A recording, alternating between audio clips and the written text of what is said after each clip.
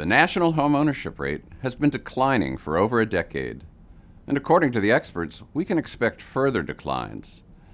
The homeownership rate peaked at almost 70% in the middle of the housing boom of the mid-2000s.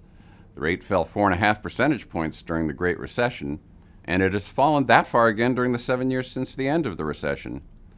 Today, the homeownership rate stands at less than 63%, the lowest level in half a century.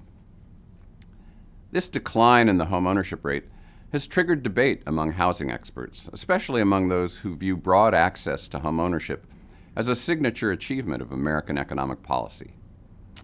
Of particular concern is the pronounced drop in the homeownership rate in minority groups.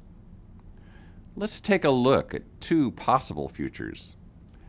We calculated these two projections of the future homeownership rate using methodologies developed by the Joint Center for Housing Research at Harvard and by the Urban Institute, two leading experts in this field. Both projections expect a relatively stable homeownership rate over the next decade, followed by a significant downward trend in homeownership. The projection based on the Urban Institute methodology is particularly pessimistic. It anticipates the homeownership rate will fall below 60% in the next 25 years. You can find detailed information on the construction of these projections in our just published article on freddiemac.com. But the reason for the sharp decline in the future homeownership rate in both of these projections is simple. America is becoming more diverse, and both of these projections assume that the significant differences in the homeownership rate between demographic groups will persist in the future.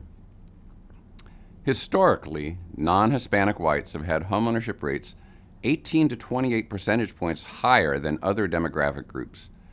But the share of non-Hispanic whites in the population will drop in coming decades. For example, non-Hispanic whites comprise 73% of the baby boom generation, but only 59% of the millennial generation. While we are doing our best to live forever, we baby boomers eventually will leave the stage, and the U.S. will come to look like the more diverse millennials. If the historical differences in homeownership rates between demographic groups persist, this greater diversity eventually will drive the U.S. homeownership rate lower, perhaps below 60%. We believe this assumption may be too pessimistic.